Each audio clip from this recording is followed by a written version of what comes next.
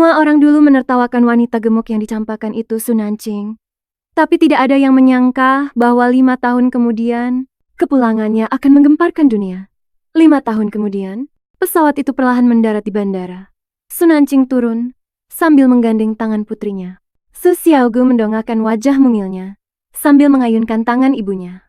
Mami, apa kita kembali untuk mencari ayah kali ini? Menatap wajah mungil dan polos putrinya, Sunancing merasakan gelombang emosi yang rumit. Akhirnya, dia berkata lirih, "Tidak, kamu tidak punya ayah." Su Xiaogu menghela napas seperti orang dewasa kecil. "Aku bukan anak 3 tahun lagi. Aku tidak akan percaya omong kosong itu. Tanpa ayah, apa? Aku lahir dari batu." Ketika ibunya tetap diam, dia bergumam pelan, "Jadi, apa? Kita kembali untuk mencari kakakku saja."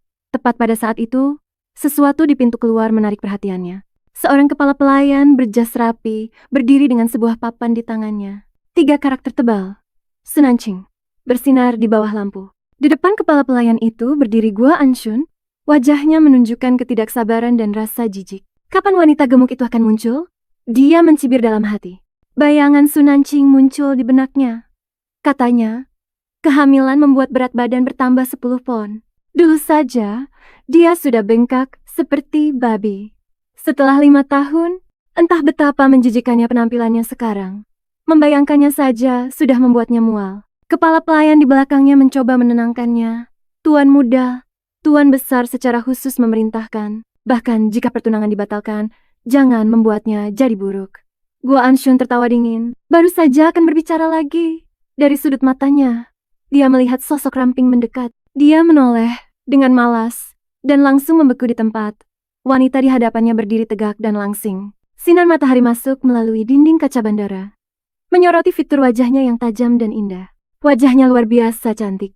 Dia begitu memukau sehingga Go Anshun tidak bisa mengalihkan pandangannya. Jakunya bergerak tanpa sadar dan untuk sesaat dia kehilangan kata-kata. Su Xiaogu mengerjap padanya. Suara kekanakannya terdengar. "Paman, apakah paman di sini untuk menjemput ibuku?" Sebelum dia selesai berbicara, Gua Anshun tersadar kembali.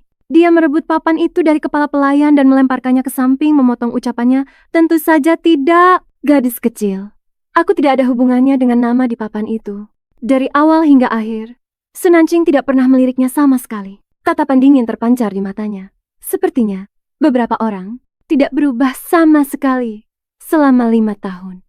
Kenangan-kenangan pun kembali menyeruak. Dulu, dia tiba-tiba hamil. Semua orang berbisik di belakangnya. Perutnya sudah mulai membesar, tapi dia tetap menyangkal telah bersama pria lain. Keluargaku menjadi bahan tertawaan. Bagaimana bisa mereka bertunangan dengan orang sepertinya? Gemuk, jelek, dari latar belakang biasa-biasa saja. Menikah dengan keluargaku sudah menjadi keberuntungan terbesar dalam hidupnya. Dan sekarang, hamil di luar nikah. Tentu saja, keluargaku harus membatalkannya. Tunangannya, Gua Anshun, menunjukkan rasa jijiknya secara terang-terangan, mencari-cari alasan untuk memutuskan pertunangan. Aku sudah merasa wajah babinya itu menjijikkan. Sekarang dia mengandung anak pria lain. Kenapa aku harus jadi orang bodoh dan membesarkannya? Kenapa kakek tidak mengizinkanku membatalkan ini? Ayahnya menyanjung di sampingnya, mengangguk-angguk patuh. "Tuan muda Gu, jangan khawatir. Begitu dia melahirkan, aku akan segera mengirim anak itu pergi. Anak itu tidak akan merepotkanmu." Kemudian, dia dikurung di sebuah ruangan sempit, gudang yang lembab. Kegelapan dan kesepian membelitnya seperti tanaman merambat. Namun, setiap kali merasakan tendangan kecil di dalam perutnya, dia menemukan kekuatan di dalam hatinya. Dia berbisik berulang kali, "Tidak apa-apa sayang, ibu akan menyayangimu." Tidak ada yang menyangka bahwa setelah mengerahkan seluruh tenaganya, dia melahirkan sepasang anak kembar, laki-laki dan perempuan. Tapi saat dia terbaring lemah, ayahnya mengambil bayi laki-laki yang baru lahir itu dan membuangnya. Jika bibinya tidak datang tepat waktu untuk menyelamatkannya, dan bayi perempuannya membawa mereka ke luar negeri, dia pasti sudah meninggal malam itu juga. Sekarang, kepulangannya sepertinya untuk menyelesaikan pembatalan pernikahan yang ditunda oleh keluarga Guo selama 5 tahun. Tapi sebenarnya, tujuannya adalah untuk menemukan anak yang telah dibuang. Saat pikirannya berkelana, ponselnya tiba-tiba berdering. Kata ayah di layar menusuk matanya. Dia pun menjawabnya. Dan raungan marah terdengar dari seberang telepon. Su Nanqing, jika kamu ingin mengakhiri pertunangan, cepat kembali dan tanda tangani surat-suratnya. Jangan mengulur-ulur waktu. Kamu menghalangi pernikahan adikmu dan tuanmu Dagu. Jari-jarinya memutih saat menggenggam telepon. Dia berkata dengan dingin, aku akan kembali sekarang. Dan langsung menutup telepon tanpa ragu, tepat saat dia akan pergi. Guanshun tiba-tiba tersenyum dan memanggil, hei cantik, boleh aku tahu namamu? Saat itu, dia terlihat persis seperti burung merak yang memamerkan bulunya. Su Xiaoguai berdecak 2 kali. Om, kasihan sekali. Masih begitu muda tapi sudah buta. Guanshun membeku. Terkejut oleh kata-kata belak-belakan itu, secara naluriah menunjuk hidungnya sendiri dengan tidak percaya.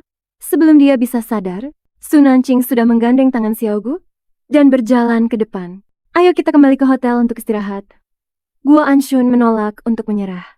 Dia mengambil 2 langkah cepat mengejarnya. Cantik, jangan pergi. Setidaknya berikan aku kontakmu. Tapi kepala pelayan menahannya dengan kuat. Tuan muda, Anda masih punya urusan yang harus diselesaikan. Jangan lupakan perintah Tuan Besar. Dia hanya bisa melihat tanpa daya saat sosok langsing itu berjalan semakin jauh. Sambil mengerutkan bibir, dia bergumam pelan. Wanita gemuk itu, andai saja dia setengah secantik wanita cantik ini. Sial sekali. Mendengar ini, Su Xiaoguo menoleh dengan cepat, alis kecilnya berkerut rapat. Dia berbisik marah ke arahnya. Oh, itu omong kosong. Ibuku tidak gemuk. Setelah menenangkan Xiaogu, Su Nanqing berganti gaun malam dan pergi sendirian ke kediaman keluarga Su. Begitu dia melangkah melewati pintu, suara bising dan obrolan dari aula langsung menyambutnya. Pemandangan yang ramai itu tiba-tiba mengingatkannya bahwa hari ini adalah ulang tahun saudari tirinya, Su Anying. Pantas saja, dia sengaja dipanggil kembali. Su Anying, saudari tirinya, sejak kecil selalu suka merebut barang-barangnya. Melihat tidak ada yang memperhatikan, Su Nanqing diam-diam menyelinap ke sofa sudut dan duduk. Tapi baru saja dia duduk, sebuah tamparan keras membelah kebisingan aula. Dia mengangkat pandangannya. Sekelompok anak muda berpakaian bagus mengepung seorang gadis, yang di depan terlihat sangat sombong. Seorang gadis lain di belakangnya mengangkat dagunya tinggi-tinggi, sambil menggoyangkan sebotol air cabai, dengan senyum mengejek. Apakah baru saja bilang si gendut Su Nanqing itu sebenarnya punya wajah yang lumayan? Sepertinya matamu sudah rusak. Mau aku perbaiki untukmu? Sebelum kata-kata itu selesai diucapkan, sebotol air cabai itu disiramkan ke arah gadis di lantai. Sebuah teriakan melengking memecah udara, cukup tajam hingga membuat kulit kepala merinding. Gadis yang menyerang itu terus memaki Bilingxian dengan kejam sambil terus menyebut Su Nanqing jelek. Muka babi itu bahkan tidak sebanding dengan ujung kuku Anying. Pakai mata sebelah mana kamu lihat dia cantik? Rasa sakit yang membakar membuat Bilingxian meringkuk di lantai. Terisak sambil memohon, tolong lepaskan aku. Pada saat itu, Su Anying perlahan mengeluarkan sesuatu dari tasnya, sambil tersenyum licik. Jangan buru-buru. Mari kita bertaruh secara baik-baik. Bagaimana? Dia mengangkat sebuah foto dan mengayunkannya di depan Bilingxian. Ini adalah foto Su Nanqing. Jika kamu bisa membuktikan dia akan terlihat cantik setelah berat badannya turun, aku sendiri yang akan memakan foto ini. Jika tidak bisa, maka giliranmu yang harus memakannya. Cukup adil kan? Hari itu adalah hari ulang tahunnya, dan sementara semua orang memberinya selamat, mereka juga mencaci maki si gendut Su Nanqing. Tapi si Bilingxian ini malah berani mengatakan kalau fitur wajah Su Nanqing tidak seburuk itu. Kerumunan itu langsung ikut menimpali sambil mengejek, bahkan jika dia kurus pun dia akan tetap jelek, haha. Dan bagaimana kalau perempuan gendut itu tidak bisa kurus sama sekali? Betul, betul. Jadi, kamu akan memakannya sendiri atau perlu kami bantu? Su Anying mencibir, sambil mendorong foto itu ke arah Bilingxian. Tepuk tangan dan teriakan ejekan terdengar di sekitar mereka. Makan fotonya, makan fotonya. Su Anying hanya ingin melihat apakah Bilingxian akan tetap membela Su Nanqing, bahkan ketika dia menderita karenanya. Tapi tepat saat Su Anying bergerak untuk menjejalkan foto itu ke dalam mulut Bilingxian, sebuah tangan ramping dan pucat tiba-tiba terulur. Dengan gerakan yang begitu akurat, tangan itu merebut foto tersebut.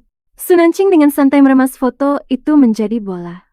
Dengan tangannya yang lain, dia menjambak rambut Su Anying. Saat gadis itu berteriak kesakitan dan membuka mulutnya, Su Nanqing menjejalkan bola kertas itu ke dalam. Seluruh gerakan itu begitu mulus dan cepat, sehingga tidak ada yang bisa bereaksi sampai rasa pahit dan menjijikkan menyebar di mulutnya.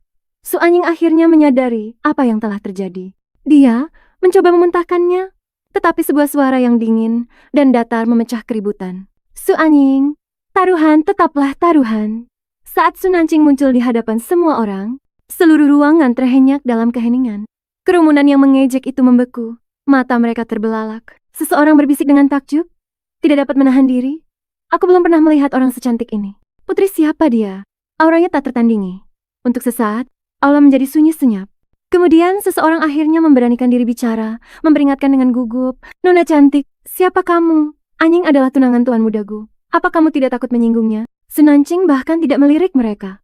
Sebaliknya, dia berbalik ke arah Bai Lingxian. Mengulurkan tangannya dengan lembut. Kamu tidak apa-apa? Bai Lingxian mendongak kaget, dan saat melihat wajah itu, dia tertegun. Ada sesuatu yang familiar di wajahnya. Namun ketajaman yang indah dan aura yang sangat mendominasi membuat Bai Lingxian ragu untuk mempercayainya. Dia menatap Su Nancing selama 30 detik penuh. Suaranya bergetar saat dia mencoba bertanya, "Kak Nancing?" Su Nancing menjawab dengan gumaman pelan. Suara terkesiap terdengar di seluruh ruangan. Wajah-wajah mereka dipenuhi rasa tak percaya. Seseorang bergumam pelan, berdiri berdampingan. Su Nancing benar-benar mengalahkan pesona adiknya. Siapa sangka wanita gemuk itu, setelah menjadi kurus, bisa jadi secantik ini? Pada saat itu, senyum di wajah Su Anying benar-benar membeku. Rasa kaget dan cemburu bergejolak di dalam hatinya. Mustahil. Tidak mungkin ini Su Nancing. Si bodoh yang gemuk dan norak itu. Bagaimana dia bisa menjadi begitu cantik? Dia pasti melakukan operasi plastik di luar negeri. Amarah meledak di dadanya. Beraninya mencuri perhatian di pesta ulang tahunku dan mempermalukanku. Hutang ini akan kuingat. Tepat pada saat itu, Ayah Su masuk dengan istri barunya. Begitu matanya tertuju pada Su Nancing, dia tertegun, lalu dengan cepat menyembunyikannya dengan kilatan mata penuh perhitungan. Dia menjadi begitu menakjubkan setelah kurus. Seluruh auranya berubah. Jika dia bisa menikah dengan keluarga kuat lainnya, itu mungkin akan membawa keuntungan yang lebih besar bagi keluarga Su. Melihat ini, Su Anying langsung menangis dan menghamburkan diri ke pelukan Su Hongrui. "Kakak, aku tahu kamu marah karena tuan mudaku membatalkan pertunangan. Jadi, pukul saja aku kalau itu bisa membuatmu lega." Ayahnya tersadar karena isak tangisnya. Wajahnya menjadi muram, dia menatap Su Nancing dengan marah. "Tuan mudaku membatalkan pertunangan, itu karena kamu tidak tahu malu. Hamil di luar nikah adalah aibmu sendiri. Apa hubungannya dengan adikmu?" Sambil berkata begitu, dia mengangkat tangannya dengan cepat, siap untuk menampar wajahnya. Su Nancing baru saja akan menghindar, tetapi ibu tirinya dengan cepat maju, menghentikannya sambil berdesis. Banyak orang yang melihat, "Jaga sikapmu." Menahan amarahnya, wajah Su Hongrui mengeras. Dia berkata dengan dingin, "Ikut aku ke atas." Di ruang kerja lantai atas, mereka berempat duduk saling berhadapan. Su Nancing bersandar dengan malas di sofa. Kelopak matanya menurun, bulu matanya yang lentik membuat bayangan tipis di bawah matanya. Bagi orang lain, dia terlihat sombong, tapi mereka yang mengenalnya mengerti. Dia hanya kurang tidur semalam dan sedikit lelah sekarang.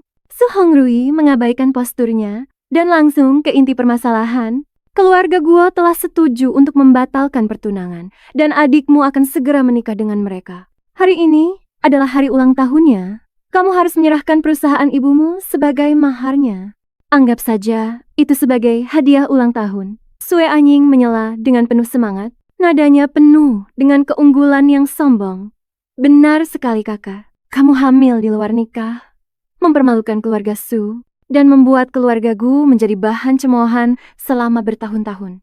Memberiku perusahaan sebagai mahar adalah hal paling ringan yang bisa kamu lakukan. Untuk menebusnya."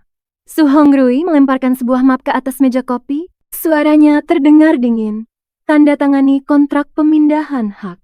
Kilatan dingin yang mematikan muncul di mata Su Nancing. Selama 5 tahun terakhir, keluarga Sulah yang tanpa malu-malu bergantung pada keluarga Gu, sementara dialah yang bersikeras untuk mengakhiri pertunangan. Dan sekarang, semua kesalahan dilimpahkan ke pundaknya. Lebih parahnya lagi, rumah yang mereka tinggali dan aset yang mereka pamerkan, semuanya adalah peninggalan almarhumah ibunya.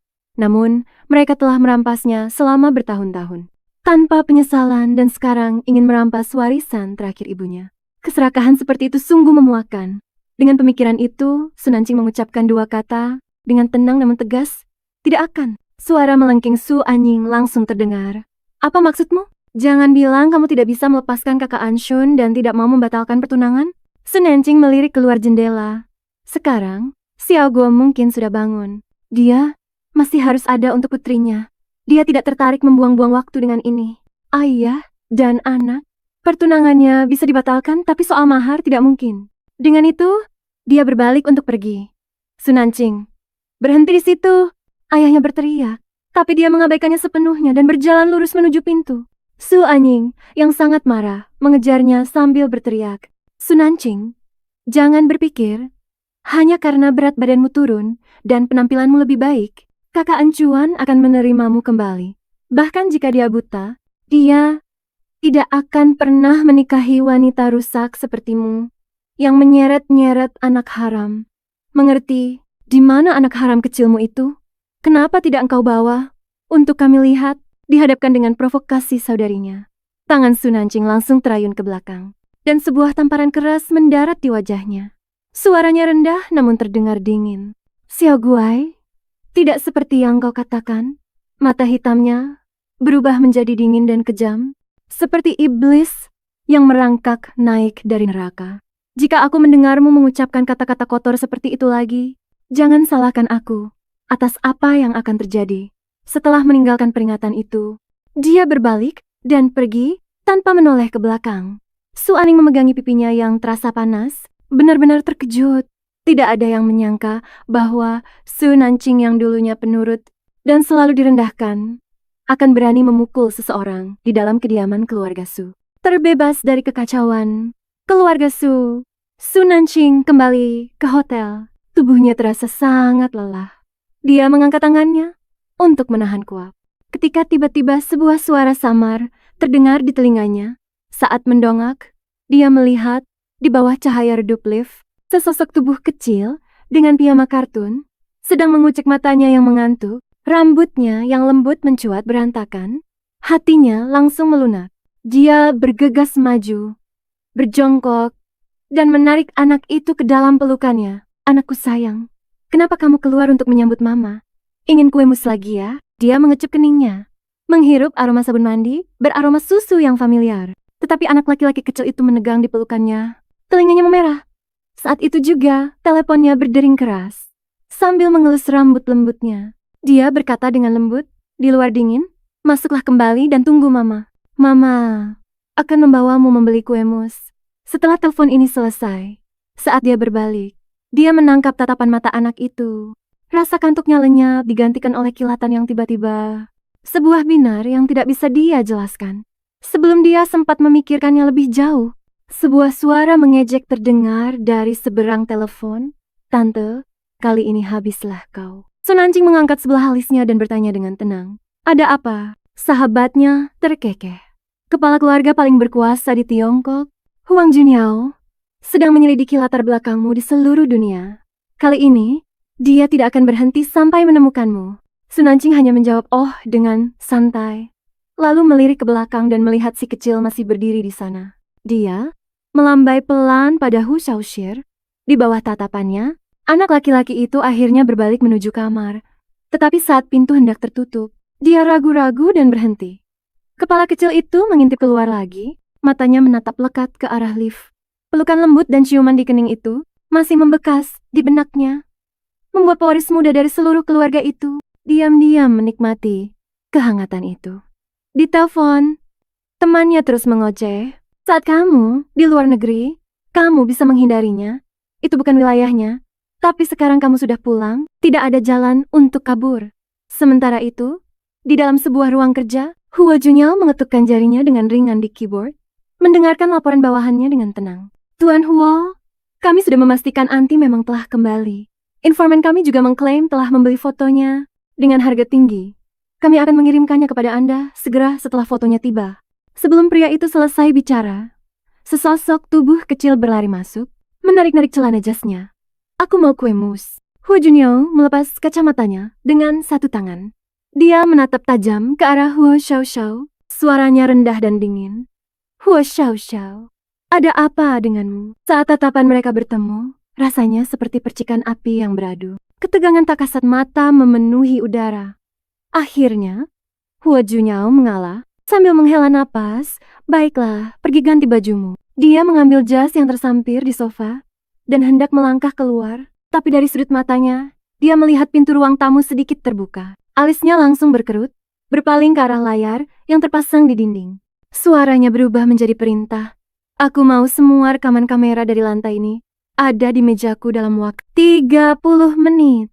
Di telepon, Su Nanking hampir menangis karena kelelahan, terpaksa mendengarkan sahabatnya berceloteh.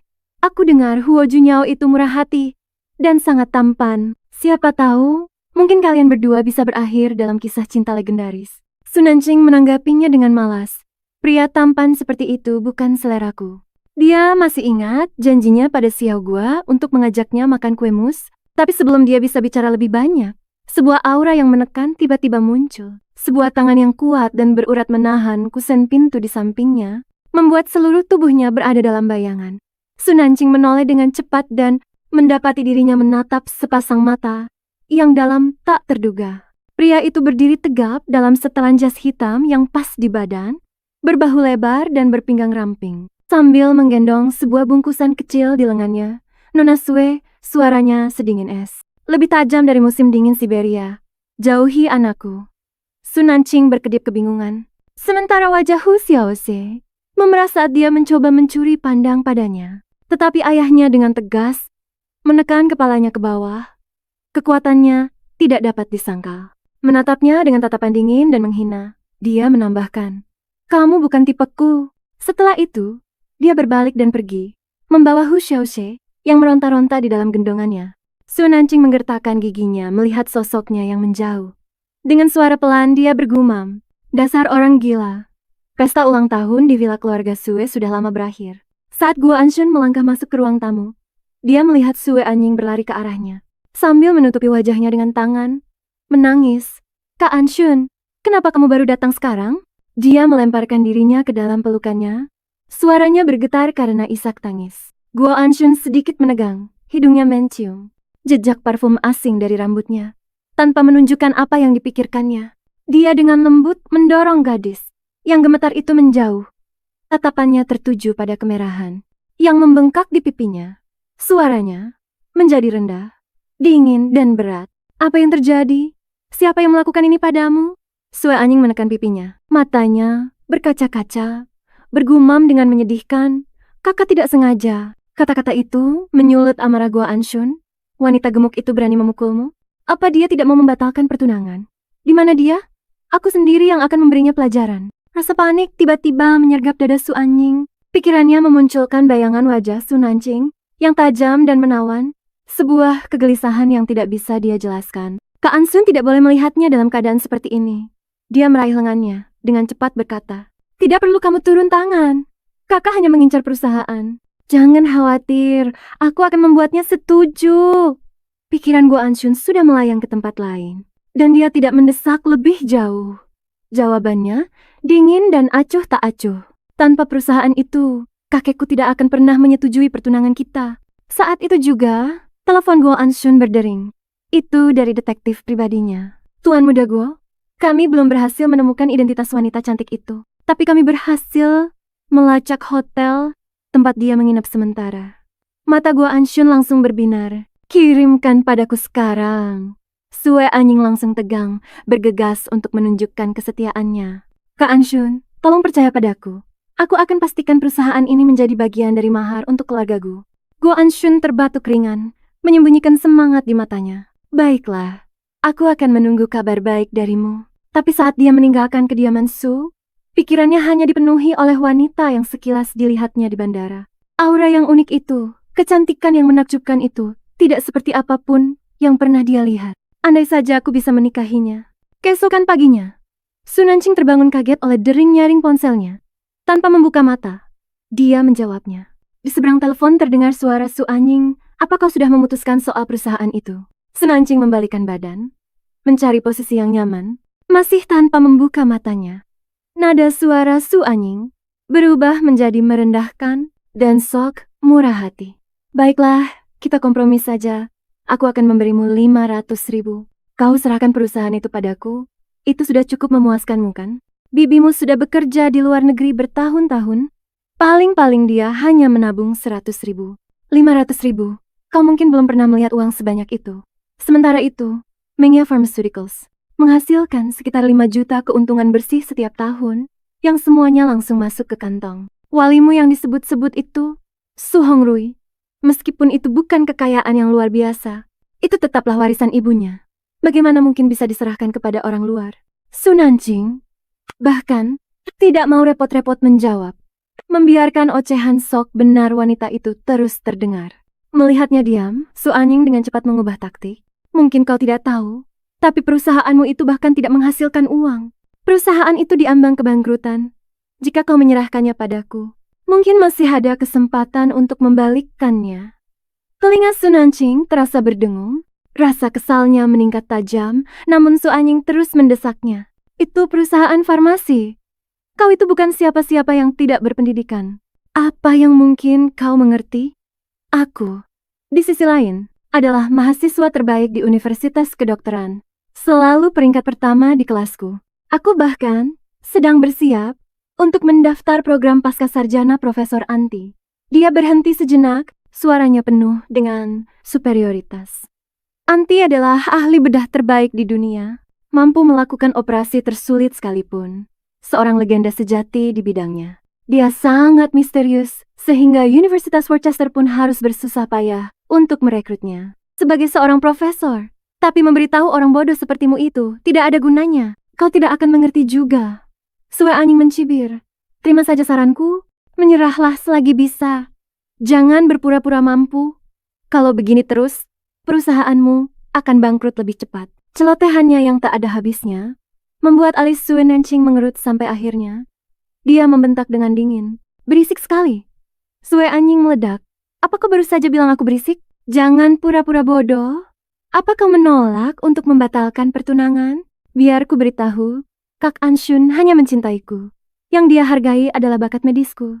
Su Nanjing memotongnya, menutup telepon tanpa ragu-ragu. Dia melempar ponselnya ke samping, berharap bisa tidur sedikit lagi. Tapi sekeras apapun dia mencoba, rasa kantuk itu tidak datang. Sambil menghela napas, dia duduk dan menekan sebuah nomor. Solo, berikan aku semua berkas tentang Mengya Pharmaceuticals. Di seberang sana, suaranya terdengar lelah. Serius Anti, jangan keterlaluan. Aku berutang 1 nyawa padamu, dan sekarang kau memperlakukanku seperti pesuruh pribadimu. Aku ini hacker nomor 1 di dunia, dan kau menyuruhku melakukan pekerjaan rendahan. Bagaimana kalau kau sebutkan saja harganya? Mari kita buat hubungan ini sedikit lebih menguntungkan. Bibir Su Nanjing sedikit melengkung. Baiklah, berapa harga nyawamu? Hening sejenak, lalu terdengar helaan napas pasrah. Baiklah, kau menang. 5 menit. Sementara itu, Su Xiao sedang memegang ponsel, matanya terpaku pada layar yang berkedip, wajah mungilnya berkerut karena frustrasi. Quadra kill, oh bodoh sekali. Su Nanjing keluar dari kamarnya sudah berpakaian dan memanggil dengan lembut, Xiao Guo. Lisa melihat kepala Xiao Guo langsung terangkat begitu melihatnya. Matanya berbinar seperti matahari kecil. Dia menjatuhkan ponselnya dan berlari mendekat, memeluk kaki Su Nanjing. Sambil mendongakkan wajah mungilnya, dia mendaratkan beberapa ciuman berisik. Lisa terkekeh melihat pemandangan itu. Nona, Anda bangun lebih pagi dari biasanya hari ini? Su Nanjing menjawab dengan ringan. Aku ada urusan. Dia perlahan mengingatkan Su Xiaoguo. Jangan main game seharian nanti matamu rusak. Mengerti, Mama? Jangan khawatir. Aku akan menjaga Lisa dengan baik. Tanpa menoleh sedikit pun, Xiaoguo berlari kembali ke sofa. Jelas tidak memedulikan kata-katanya. Saat itu juga, ponselnya bergetar beberapa kali berturut-turut. Itu adalah pesan dari Solo. Aku sudah mengirimkan file apotek Mengya ke emailmu. Oh, dan ada kabar baik sebelum kamu kena sial. Kepala keluarga nomor 1 di negara ini, Tuan Hua, menghubungiku menawariku jutaan hanya untuk menanyakan satu hal. Kamu pria atau wanita? Kenapa kamu tidak menyerah saja? Dia pria yang sangat tampan loh. Mau aku kirim fotonya? Sun Anqing membalas dengan emoji berkeringat, diikuti dengan dua kata, "Tidak perlu." Tapi sedetik kemudian, sebuah foto tak terduga muncul di layarnya, membuat pupil matanya menyempit tajam. Pria di dalam foto itu memiliki raut wajah seolah dipahat oleh pisau, keras, tegas, dan dingin. Seluruh kehadirannya memancarkan aura penyendiri yang acuh tak acuh. Namun di sudut matanya ada tahi lalat kecil, menyatukan aura dingin dengan pesona, menambahkan pesona estetika terlarang. Bukankah ini bajingan sombong dari kemarin? Orang yang berkata, "Kamu bukan tipeku." Alis Sun Anqing mengerut, lalu dia tertawa mengejek, jari-jarinya mengetuk layar. "Kirimkan pesan untuknya dariku."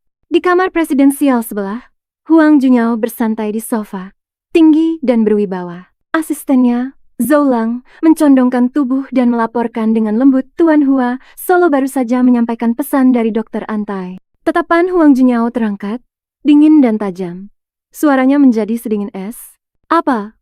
Zhou Lang berdeham, membetulkan kacamatanya, dan membacakan pesannya. Dokter Anti bertanya, "Tuan Hua, apakah Anda begitu terburu-buru mencarinya karena otak Anda perlu dioperasi?" Saat kata-kata itu diucapkan, suhu ruangan anjlok hingga titik beku.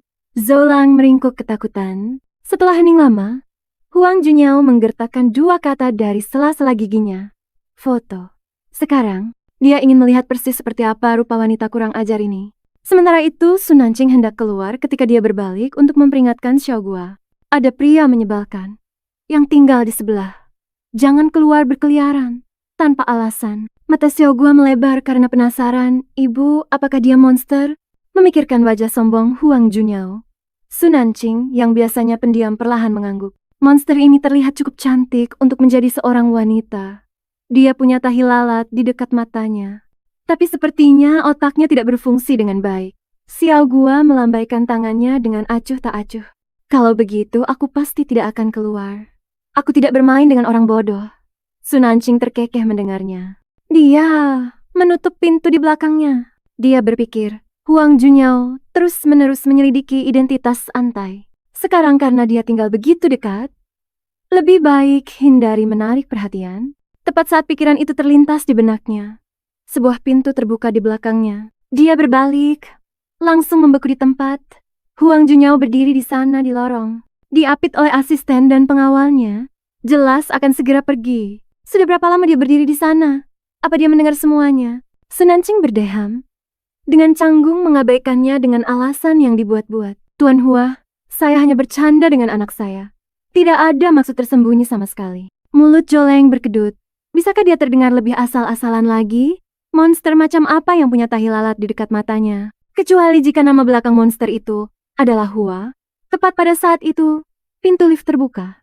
Sun Anqing segera menyingkir, menyelinap cepat melewati pria itu. Ekspresi Huang Junyao tetap tidak terbaca, tetapi tatapan tajamnya tertuju padanya, mustahil untuk diartikan. Dia melangkah masuk ke dalam lift tanpa sepatah kata pun. Namun tatapan sekilas itu membawa niat membunuh yang tajam yang membuat nadi Sun Anqing menegang. Benar-benar merepotkan. Sebaiknya menjauh darinya. Baru saat itulah Huang Junyao benar-benar memperhatikan. Kulitnya sangat pucat. Wajahnya tampak manis menipu, namun nada tajam dan mengeyek dalam kata-katanya, yang menyakitkan tanpa satupun umpatan. Terasa anehnya familiar. Sementara itu, di lobi hotel, Go Anshun duduk di sofa. Matanya terpaku pada lift. Dengan hotel-hotel keluarga Huang yang dikelola di bawah manajemen yang ketat, resepsionis tidak akan pernah membocorkan informasi tamu. Satu-satunya pilihannya adalah mengintai lobi sejak fajar. Kesabarannya akhirnya membuahkan hasil. Pintu lift terbuka, dan Sun Anqing keluar dengan tergesa-gesa. Jelas sekali dia ingin menjaga jarak dari Huang Junyao. Ketika Go Anshun melihat sasak anggun itu mendekat, dia dengan cepat mengambil pose santai, menghalangi jalannya. "Cantik, kebetulan sekali. Tidak kusangka akan bertemu denganmu lagi." Jejak kepasrahan melintas di wajah Sun Anqing. Mereka sudah membatalkan pertunangan. Kenapa pria ini terus muncul di hadapanku? Tidak menyadari ketidaksabarannya, Go Anshun tersenyum lebih antusias. "Dengan takdir seperti ini, setidaknya kau harus memberitahuku namamu, bukankah begitu?" Awalnya, Sun Anqing tidak berniat menjawab, tapi kemudian dia teringat pria itu hadir saat persalinannya. Mungkin dia bisa mendapatkan petunjuk tentang bayi yang satunya dari pria itu. Jadi dia berkata dengan ringan, "Namaku Annie, dan An adalah marga ibuku." Mata Guanshun langsung berbinar. "Nona An, apakah Anda punya waktu? Pertemuan seperti ini adalah takdir. Bagaimana kalau kita minum kopi di kafe sebelah?" Sun Anjing mengangguk tanpa komitmen, memimpin jalan dengan antusias. Guanshun tiba-tiba bertanya, "Ngomong-ngomong, di mana adikmu?" Sun Anjing mengerutkan kening dengan bingung. "Adik, apa? Gadis kecil yang bersamamu kemarin?" Jelasnya. "Nona An kelihatannya berumur sekitar 20 tahun. Tidak mungkin Anda punya anak perempuan setua itu kan?" Sun Anjing tidak mau repot-repot menjelaskan, dia hanya menjawab singkat, "Di lantai atas." Tapi dari kejauhan, tatapan Huang Junyao sudah menjadi sedingin es. Zoulang terus-menerus mengompori. "Tuan Huang, wanita ini keterlaluan. Pertama, dia mendekati tuan muda, dan sekarang dia mempermainkan pria lain. Dan yang lebih parah, saat berbohong pada orang lain, dia menyebut putrinya sebagai adiknya. Bahkan saat berbohong padamu, dia tidak selihai ini." Salah satu pengawal tampak sangat bingung. Bagaimana bisa itu dibandingkan? Wajah Huang Junyao menjadi sangat gelap. Suasana di lobi turun hingga di bawah titik beku. Dia mengucapkan satu perintah, selidiki dia, lalu berbalik dan melangkah pergi. Begitu berada di dalam kafe, Sun Anjing tidak membuang banyak waktu sebelum mengalihkan pembicaraan ke pertunangan Guanshun yang banyak dibicarakan. Karena ingin memuji dirinya sendiri dan menjelek-jelekkan tunangannya, Guo langsung melancarkan serangan pribadi. "Dengar, aku bukannya tidak punya hati. Kamu tidak tahu betapa jeleknya wanita gemuk itu." Matanya menyipit karena lemak, dan saat dia berjalan, tanah seolah-olah bergetar. Dia bahkan membuat alasan, mengatakan berat badannya karena suntikan hormon, seolah-olah menurunkan berat badan akan membuatnya cantik. Dan dia itu bodoh. Dia putus sekolah di kelas 3. Dia hanya duduk di rumah, tidak pernah menangis bahkan saat dipukuli, tidak pernah melawan. Memaksaku menikahi seseorang yang tidak berpendidikan, bodoh, dan gemuk seperti itu sangat tidak adil bagiku. Sun Anjing menopang pipinya dengan satu tangan, mendengarkan dengan jelas tanpa minat. Sejak kecil, dia tahu bahwa menangis di keluarga yang berat sebelah seperti itu tidak ada gunanya. Sedangkan untuk tidak pernah melawan, dia hanya menuruti kata-kata terakhir mendiang ibunya. "Tetaplah biasa saja, sembunyikan kecerdasannya, dan jangan pernah menunjukkan bakat sebelum dewasa. Hanya dengan begitu dia bisa bertahan hidup." Dia membenci segala kemunafikan keluarga Sue. Jika bukan karena perusahaan ibunya, dia tidak akan pernah repot-repot bermain sandiwara dengan Sue Enying. Ocehan Guanshun tidak berarti apa-apa baginya. Memotong perkataannya, dia bertanya dengan datar, "Aku dengar tunanganmu melahirkan seorang anak 5 tahun yang lalu dan anak itu dibuang. Aku penasaran, di mana tepatnya anak itu ditelantarkan?" Guanshun tersentak. Dengan cepat melambaikan tangannya, "Nona, itu murni gosip. Anak itu dibawa ke luar negeri oleh wanita gemuk itu sendiri." Sun Anjing tiba-tiba berdiri, berpura-pura marah seperti seorang pewaris manja yang privasinya diganggu. "Aktingnya sempurna. Aku hanya penasaran, karena kamu tidak mau bicara. Lupakan saja." Seperti yang diduga, Guanshun panik, mengulurkan tangan untuk menghentikannya. "Nona, bukan itu maksudku. Tolong jangan marah." Sun Anjing menghindar dengan mudah. Suaranya tajam. "Kalau begitu katakanlah." Guo berkata tanpa berpikir, itu adalah Sue Hongrui yang menanganinya saat itu. "Aku benar-benar tidak tahu." Ekspresinya tidak menunjukkan tanda-tanda kebohongan. Secercah harapan terakhir di hati Sun Anjing meredup. Dia hanya merasa telah membuang-buang waktu tidurnya yang berharga. Tanpa sepatah kata pun, dia berbalik dan pergi. Guanshun bergegas mengejarnya. "Nona, aku bersumpah aku mengatakan yang sebenarnya. Apakah kau sibuk? Bolehkah setidaknya aku meminta kontakmu?" Sun Anjing bahkan tidak menoleh ke belakang. "Tidak bisa," katanya dengan dingin, sambil melangkah pergi di dalam kamar presidensial. Tidak ada yang akan menyangka bahwa Xiao Guo kecil yang manis berubah menjadi iblis kecil yang mengamuk. Begitu dia bermain game, memarahi rekan satu timnya, hingga terdiam. Namun, saat ibunya kembali, dia langsung berubah kembali menjadi malaikat yang manja. Para wanita di sini, semuanya menyingkir. "Si bodoh, jaga aku. Aku akan menahan serangan Tourette," jawab sebuah suara lembut yang sedikit terdengar bodoh. "Darahku sekarat. Kenapa kamu lari?" Tahan saja serangannya untukku biar aku bisa dapat pentakil. Aku akan mati. Bahkan di dalam game, kamu pengecut sekali.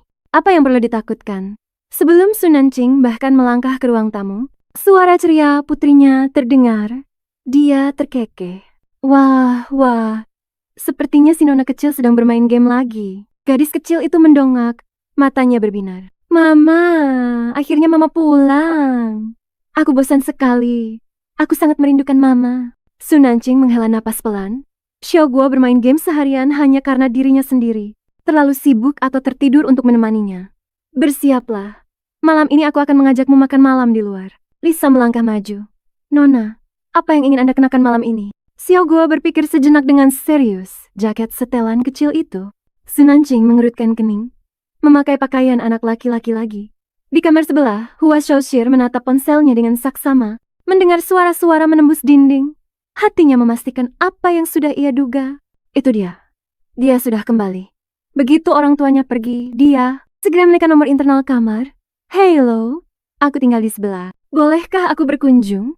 Gadis kecil itu terkesiap kaget. Jadi kamu bocah konyol di sebelah. Sebagai anak ajaib keuangan termuda di generasinya, ini adalah pertama kalinya Hua Xiaoxir disebut bocah konyol. Sebelum dia sempat protes, suara ceria gadis itu terdengar lagi. Bisakah kamu bermain game denganku? Hua Xiaoxir ragu sejenak, lalu menjawab dengan lembut. Bisa. Tatapannya terpaku pada layar. Saat akun Candy Sweet menjadi offline, panggilan suara terputus pada saat yang bersamaan. Tepat pada saat itu, sebuah tangan ramping berurat terulur. Leluhur kecilku akhirnya selesai bermain.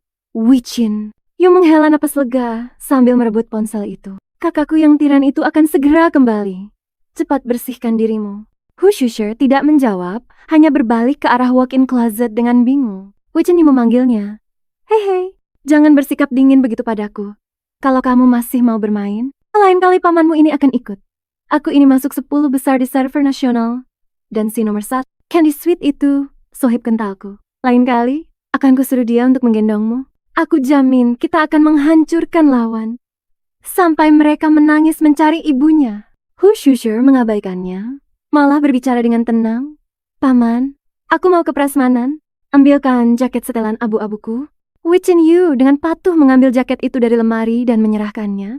Mendengar keponakannya bergumam pelan. Terima kasih. Baru saat itulah dia sadar, dan dia menepuk pahanya sambil meratap. Leluhur kecilku, tidak bisakah kamu bersikap baik?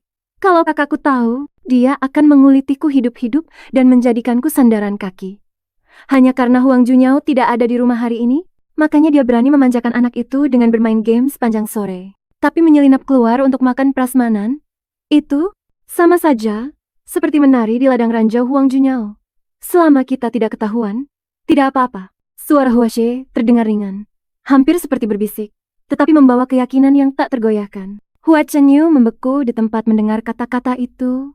Saat dia sadar kembali, Hua Xie sudah berpakaian rapi. Jika dia kembali, beritahu aku lewat jam tangan pintar. Melihat keponakannya berjalan keluar pintu, hawa dingin menjalari tulang punggung Hua Chenyu. Sebuah badai akan datang, dia bisa merasakannya. Tuan kecilku, apa yang akan pamanmu yang malang ini lakukan tanpamu? Pikirannya masih bergema ketika lift berbunyi dengan suara ding yang nyaring. Saat pintu terbuka, wajah Huang Junyao yang tajam dan dingin, seolah diukir dari es, muncul di hadapannya. Hua Chenyu hampir menggigit lidahnya karena terkejut. Kakak. Huang Junyao berhenti sejenak saat melepas mantelnya. Matanya menyipit. Kenapa kau menghalangi pintu? Tatapannya menyapu ruangan seperti tinta yang tumpah di atas kertas. Dan ekspresinya langsung menjadi gelap. Di mana Xiaoxi? Pertanyaan itu saja sudah membuat kaki Hua Chenyu lemas. Dia mengaku dengan jujur, di lantai bawah, di restoran prasmanan. Wajah sang tiran mengeras. Tanpa sepatah kata pun, dia berbalik dan melangkah pergi. Di dalam aula prasmanan hotel pertama, Su Nanqing sedang membawa nampan, memilih makanannya. Tiba-tiba, ujung roknya ditarik oleh tangan kecil yang gemuk. Dia berbalik dan mendapati dirinya berhadapan dengan seorang anak laki-laki kecil, yang biasanya begitu pendiam dan tertutup. Matanya yang bulat, kini bersinar dengan kebahagiaan yang belum pernah dia lihat sebelumnya. Melihatnya, menatap tanpa bicara, Su Nanqing berjongkok, mengacak-acak rambutnya dengan lembut. Sayang, apakah karena kamu tidak bisa mendapatkan makanan yang kamu inginkan? Satu kata itu, sayang, membuat pipi Hu Xiaoxiao memerah. Kakek neneknya sesekali memanggilnya seperti itu sebelumnya, tetapi dari wanita dengan nada bicaranya yang santai dan tidak terburu-buru ini, kata itu membawa kehangatan tak terduga yang menusuk dadanya. Matanya langsung memerah dengan sedikit rasa sedih. Dia berbisik, "Apakah kamu ibuku?" Su Nanjing membeku, bingung. Emosi Xiao Guo tampak sangat rapuh. Apakah itu karena dia baru saja dipaksa keluar dari permainannya? Dia dengan cepat memeluk anak itu, membujuk dengan lembut. Baiklah, baiklah. Ini salah ibu. Jadi, anak baik ya? Katakan apa yang ingin kamu makan dan ibu akan mengambilkannya untukmu.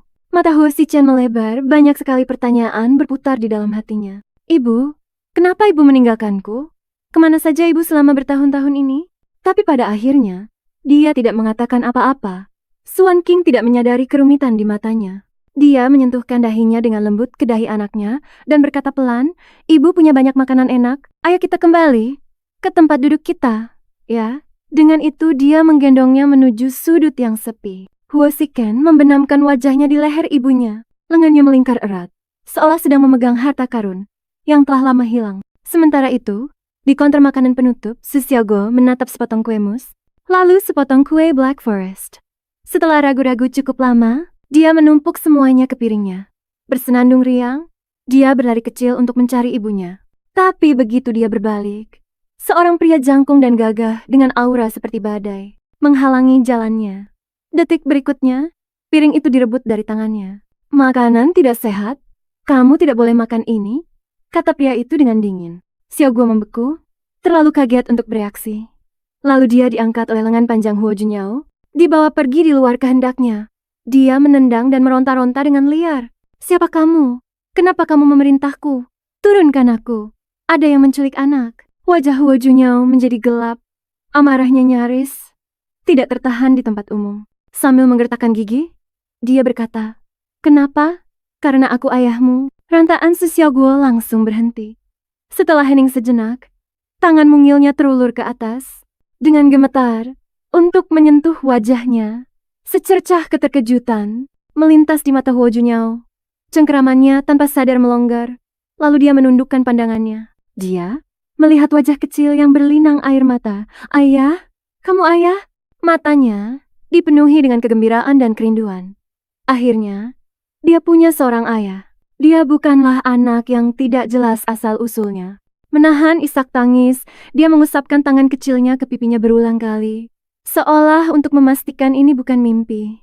Jakun Huo Junyao bergerak naik turun. Dia tetap diam. Wajah keras kepala yang dikenalnya itu kini melembut karena air mata. Pria yang tidak pernah goyah dalam negosiasi perbatasan menjadi kacau oleh air mata seorang anak. Dengan canggung, dia berbisik, "Jangan menangis." Suaranya serak saat dia mulai berbicara. Tapi saat jari-jarinya menyentuh pipinya yang basah karena air mata, sepasang tangan kecil yang lembut menggenggam tangannya dengan erat, menahannya. "Ayah." Suara kecil yang lembut itu masuk begitu saja ke telinganya, menghalangi kata-kata pengekangan. "Laki-laki tidak boleh menangis," yang hampir keluar dari bibirnya. Huo Junyao menundukkan pandangannya, menatap tangan kecil yang menggenggam tangannya. Dan tiba-tiba dia teringat anak ini baru berusia 5 tahun. Dan secerdas apapun dia tetaplah seorang anak kecil. Hatinya, yang biasanya sekeras baja, sedikit melunak. Meski begitu, dia memaksa dirinya untuk tetap tegas, menangis dan merengek hanya karena makanan. Menyedihkan. Namun Su Xiaoguo memeluknya lebih erat, seolah takut ayahnya yang baru ditemukan itu akan terbang pergi. Kepala kecilnya mengangguk-angguk seperti anak ayam yang mematuk. "Ayah, ayo kita makan bersama ya." Huo Junyao memeriksa arlojinya dan berkata dengan datar bahwa dia hanya punya waktu 1 jam. Hu Chunyu, yang tidak sengaja mendengar, kata-kata itu mengejutkan. Anak ini lebih baik kelaparan atau dipukuli daripada menyerah sebelumnya. Apa ini benar-benar Xiao Shu yang sama? "Ayah, turunkan aku. Aku belum makan kue yang aku pilih." Cicit Su Xiaoguo menepuk-nepuk lengannya dengan gembira, dan yang membuatnya tidak percaya, Huo Junyao benar-benar membungkuk dan menurunkannya. Anak kecil itu segera menarik tangannya dan menyeretnya ke meja pencuci mulut. Hu Chunyu mengucek matanya tidak percaya. "Sejak kapan kakakku dan Xiao Shu terlihat seperti ayah dan anak. Su Xiaogua menunjuk ke sebuah kue. Ayah, makan yang ini. Ini mahal. Lalu dia berjinjit dan menasihati, jangan minum jus di prasmanan. Itu tidak sepadan dengan ruang di perut. Hu Chunyu mencondongkan tubuh lebih dekat, merendahkan suaranya. Kak, apa Xiao Shu baru saja dirasuki orang lain? Hua Junyao memberinya tatapan dingin. Nada bicaranya setajam es. Aku bahkan belum menyelesaikan masalah hari ini denganmu. Pergilah dan renungkan. Hu Chunyu menganggukkan kepalanya dengan cepat. Oke, aku akan pergi sekarang. Meskipun dalam hati, dia mengumpat, tiran, diktator, habislah aku kali ini. Sementara itu, Su Xiaogua menunjuk ke arah kursi di sudut. Ayah, ibu ada di sana. Hua Junyao mengikuti arah jari kelingkingnya. Di sudut, seorang wanita duduk dengan dagu bertumpu malas di satu tangan. Sementara tangan lainnya, dengan santai, memutar-mutar garpu sambil menggigit makanannya. Setiap gerakannya membawa bahasa yang tak terucapkan. Sebuah pesona. Dia menarik kembali tatapannya dengan dingin. Dia bukan ibumu. Su Xiaogua langsung tersinggung, membusungkan dada mungilnya. Dia mamaku. Wajah Huang Junyao mengeras. Xiao Shuo, ingat ini. Jangan pernah percaya pada wanita, terutama yang cantik. Mata Su Xiaogua membelalak, suara mungilnya meninggi karena protes. Bagaimana bisa itu masalah sepele? Tidak mengakui mama adalah masalah besar. Kalau ayah tidak mengakui dia mamaku, maka ayah bukan ayahku. Kemarahan melonjak di dada Huang Junyao. Mantra apa yang wanita itu gunakan pada putranya, hingga membuatnya mengatakan hal-hal seperti itu. Sebuah pikiran tiba-tiba terlintas di benaknya. Tatapannya menajam, suaranya menurun, menjadi geraman yang mengancam. Apa kau turun bersama wanita itu? Su Xiaogua menjawab dengan penuh percaya diri. Tentu saja, aku turun bersama mama. Huang Junyao menyeringai dingin. Seperti yang sudah kuduga, dia sudah tahu. Sejak kapan Xiao Shuai tiba-tiba memaksa makan di prasmanan? Wanita itu bermesraan dengan pria lain baru sore ini, dan sekarang dia berani menggunakan putranya untuk menarik perhatiannya. Jelas, peringatan lisan tadi malam tidak cukup. Suaranya menurun, tajam sedingin es. Kau dilarang berbicara dengannya lagi. Su Xiaogua mengerjap bingung. Melirik mamanya yang berada di sudut dengan tatapan menyedihkan sebelum menatap ayahnya yang menjulang tinggi. Sambil menggigit bibirnya dengan keras kepala, dia memilih untuk mengikuti Huang Junyao. Di kepala mungilnya, berbagai pikiran bermunculan. Ayah sangat tampan, sayang sekali untuk dilewatkan. Aku akan membantu mama membawanya pulang. Sambil menengadahkan wajah mungilnya ke arahnya, dia nyeletuk. Ayah, bukankah mamaku cantik? Dia bahkan lebih cantik dari bintang film. Kalau ayah menikahinya, bayangkan betapa bangganya ayah saat mengajaknya jalan. Langkah Huang Junyao terhenti, menatap sosok mungil yang mendongak ke arahnya. Racun macam apa yang telah diberikan wanita itu pada putranya? Sementara itu, Sun Anjing berpikir putranya bersikap sangat baik malam ini. Biasanya sangat pemilih makanan. Si kecil bahkan memakan wortelnya tanpa rewel. Meskipun perlahan, karena khawatir, dia bertanya, apa kau makan terlalu banyak? Mendengar kata-kata itu, kepala Huang Xiaoshuai terangkat. Dia sudah mengulur waktu selama lebih dari 1 jam.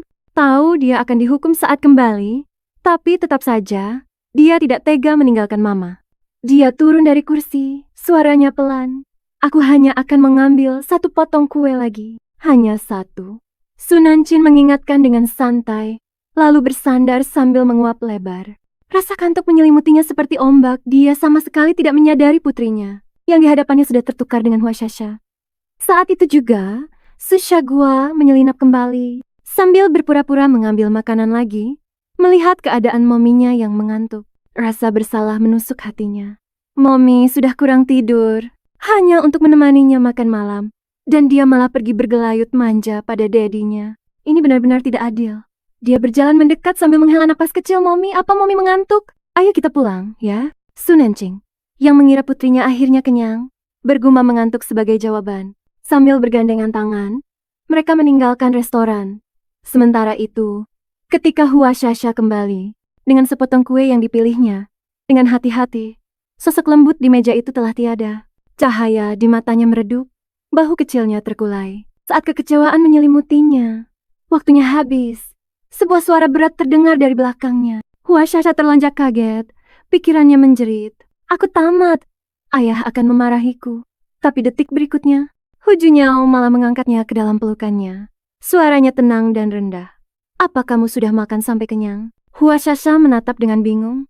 Apa sitiran itu tiba-tiba jadi lembut? Kembali di kamar presidensial, Sun Nanqing baru saja akan berbaring. Ketika bel pintu berbunyi. Dengan kesal, dia bertanya. Siapa itu? Suara pria yang tenang dan tidak dikenal menjawab dari luar. Nona Su, marga saya Hua. Xiaogua, buka pintunya. Sun Nanqing memanggil ke arah ruang tamu. Mami, aku lagi war. Gadis itu balas berteriak dari sofa. Matanya terpaku pada ponselnya. Lindungi barisan belakang. Woi, beban. Mau mati berapa kali lagi? Kamu ngefit lebih parah dari kurir makanan. Karena tidak ada pilihan lain, Sun Nanqing bangkit sendiri dan pergi membuka pintu. Yang berdiri di luar bukanlah Hu Junyao, melainkan seorang pria yang bersandar di dinding. Dengan ponsel di tangan, jelas sedang asyik bermain game. Saat pintu terbuka, dia bergumam ke mikrofonnya. Bos, aku mati juga ini. Sisanya aku serahkan padamu. Dia mengakhiri panggilan dan akhirnya mendongak. Tatapannya menyapu seluruh tubuh wanita itu. Kulitnya pucat hingga tampak bersinar. Dan mata almondnya yang biasanya lembut, kini sedikit tertunduk karena lelah. Wajahnya tanpa ekspresi. Hanya ada jejak kelelahan. Ada apa? Tanyanya dengan dingin. Dalam hati, Hui Chenyu mencibir. Pantas saja dia berani mendekati kakakku. Dengan penampilan seperti ini, dia punya modal. Dia berdeham dan memasang ekspresi serius. Nona Su, ada yang ingin kubicarakan? Apa Anda bersedia pindah ke suite di bawah dan mengosongkan kamar presidensial ini? Sun Nanqing mengangkat sebelah alisnya. Dan kenapa begitu? Dia menyelipkan kartu bank padanya. Tersenyum tipis, sekadar mengingatkan. Hotel ini milik keluarga Hua. Sesuai kebijakan, membatalkan pesanan tanpa alasan. Memerlukan kompensasi 2 kali lipat. Ini 1 juta. Sun Nanqing menatap kartu itu. Bibirnya berkedut. Apa aku terlihat begitu putus asa karena uang? Kenapa semua orang mencoba menyogokku? Ketika dia tidak bergerak untuk mengambilnya, nada bicara Hui Chenyu berubah. Penuh dengan ancaman. Jika kamu menolak, aku akan menyuruh keamanan mengusirmu. Tentu kamu tidak ingin semuanya menjadi runyam, kan? Mendengar ancaman terselubung itu, tatapan Sun Nanqing menjadi sedingin es. Tapi Hui Chenyu justru semakin menekannya. Nona Su, kamu sudah mencoba menggoda kakakku lebih dari sekali. Aku bersikap lunak hanya karena kamu punya anak. Kalau tidak, kamu tidak akan bisa lolos hanya dengan pindah kamar. Sun Nanqing menguap dengan malas dan bertanya. Aku penasaran. Memangnya bagaimana caraku menggodanya? Wajah Hui Chenyu memerah karena marah. Kamu menghabiskan banyak uang hanya untuk tinggal di kamar sebelah, berharap bisa dekat dengannya. Bahkan Xiao Se pun sudah tertipu olehmu. Aku tidak bodoh. Aku sudah menyelidikimu. Seorang wanita yang dicampakkan tunangannya dan hamil di luar nikah. Apa yang membuatmu berpikir bisa mengejar kakakku? Sun Nanqing berdecak 2 kali. Jadi, tinggal di kamar sebelah sekarang jadi kejahatan? Apa itu artinya kamar ini seharusnya tetap kosong? Aura mengintimidasi yang tiba-tiba muncul darinya tak terbantahkan, membuat napas Hui Chenyu tercekat. Dia secara naluriah mundur setengah langkah sebelum kembali tenang. Tentu saja tidak. Kakakku melacak antai, dan dia ada di hotel ini. Hanya tamu sekali berdialah, yang pantas tinggal di sebelah kamarnya. Jantung Sun Nanqing mencelos. Apa mereka sudah menemukanku? Dia tidak takut pada Huang Junyao. Tapi jika pria itu benar-benar menempel padanya, itu akan membawa masalah yang tak ada habisnya. Menurunkan pandangannya sejenak, dia lalu mengambil kartu bank dari tangannya. Terima kasih, sudah mengatur kepindahannya. Kau benar, berada terlalu dekat akan merepotkan. Melihatnya mengambil kartu itu dengan begitu tegas, Hu Chenyu akhirnya merasa lega. Sambil mendengus dingin. Setidaknya kau tahu posisimu di matanya. Suite di lantai bawah mungkin masih mewah, tetapi tidak memiliki akses kelas atas sama sekali. Seperti akses VIP di lantai atas. Selama dia pindah, wanita ini tidak akan punya kesempatan untuk menarik perhatian kakaknya atau mendekati Xiao Shu lagi. Namun, ucapan terima kasih terakhirnya mengganggunya. Meskipun dia segera menepisnya dan kembali ke kamarnya. Tanpa sepengetahuannya, wanita yang baru saja dia ejek sebenarnya adalah dokter kelas dunia yang sedang dicari-cari oleh keluarga Huo. Sementara itu, di ruangan lain, Huo Junyao duduk di sebuah meja yang lebar, jemarinya menari di atas keyboard. Layar dipenuhi dengan aliran data yang mengalir deras, baris-baris kode yang saling terkait, dan di tengahnya, sebuah titik merah merayap perlahan di peta. targetnya, yang telah dia buru selama setengah jam, tepat saat dia akan melacaknya lebih jauh. Titik merah di layar berkedip beberapa kali, lalu menghilang sepenuhnya. Suhu ruangan seakan turun beberapa derajat. Tidak menyadari tekanan yang menyesakkan, yang terpancar dari kakaknya. Huo Chenyu nyeletuk tanpa berpikir.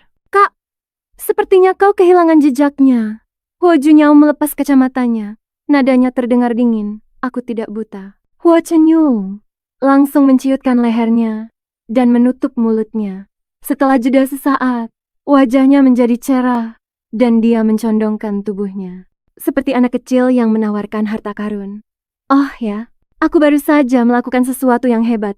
Ini pasti akan menebus kesalahanku yang tadi. Melihat tatapan ragu di mata kakaknya, dia bergegas menjelaskan, aku meyakinkan wanita di sebelah untuk pindah ke lantai bawah. Dia tidak akan bisa mengganggumu dan Xiao Shu lagi. Mendengar kata-kata itu, pikiran Huo Junyao tanpa sadar mengingat kembali bayangan dari acara buffet. Wanita yang sekilas dilihatnya terlihat santai namun angkuh. Matanya jernih tapi menyembunyikan galaksi di dalamnya. Bibirnya bergerak, suaranya pelan, sok ikut campur. Huo Chenyu mengerjap bingung. Kenapa dua kata itu terdengar seperti diwarnai ketidakpuasan? Asisten Zhao Lang melirik Huo Chenyu sambil menghela napas dalam hati. Keluarga Huo melahirkan naga dan phoenix. Bagaimana bisa di antara mereka ada orang yang begitu tidak peka dan bodoh? Sungguh disayangkan. Selangkah lagi untuk menemukan lokasi persis Anti. Namun kesempatan itu hilang begitu saja. Mungkinkah seseorang memberitahunya? Itu tidak masuk akal. Hanya 3 orang yang tahu tentang pelacakan Anti. Mungkinkah ini benar-benar hanya sebuah kebetulan? Sementara kecurigaan berputar di satu sisi, efisiensi hotel ternyata sangat cepat. Dalam waktu setengah jam, Sunancing sudah menempati suite yang baru. Berhasil memutus jejak dari luar. Dia menelepon solo begitu telepon tersambung. Suaranya terdengar panik.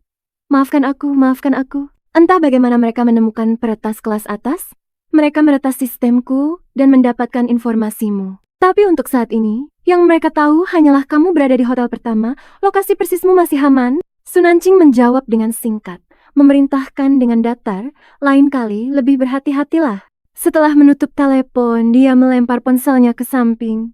Rasa lelah yang luar biasa langsung menyerangnya. Dan dia tertidur dalam hitungan detik. 2 menit kemudian, pintu berderit terbuka, dan Su Xiaogua menjulurkan kepala kecilnya, memastikan ibunya sudah tertidur lelap. Dia berjinjit keluar, mengeluarkan ponselnya, dan masuk kembali ke dalam game. Sebuah pesan langsung muncul dari Xiao Chun, bos. Kamu akhirnya kembali. Kamu menghilang kemana? Su Xiaogu cemberut dan mengetik dengan cepat.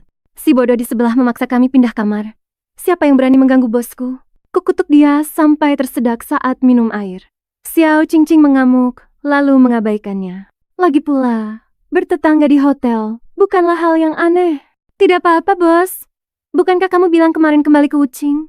Aku datang jauh-jauh ke kota Ye untuk menemuimu. Suite teratas di sebelahku kosong. Akan kupesankan untukmu pada jam 1 siang. Keesokan siangnya, di dalam Presidential Suite Hotel pertama, Hu Qingyu sedang mengetuk ponselnya dengan cepat. Saat suara notifikasi sistem berbunyi, kamu telah terbunuh. Suara yang jernih terdengar dari headsetnya, menggoda. Ayolah Xiao Chun, bahkan Krip Hutan, menghindar lebih baik darimu. Beberapa saat kemudian, penyiar game mengumumkan triple kill, quadra kill.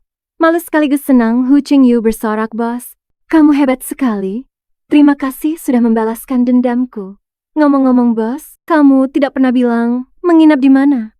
Aku ada di hotel pertama. Hening selama 2 detik sebelum Hu Qingyu melompat dari sofa sambil berteriak, apa? Aku juga di hotel pertama. Aku akan menemuimu sekarang juga.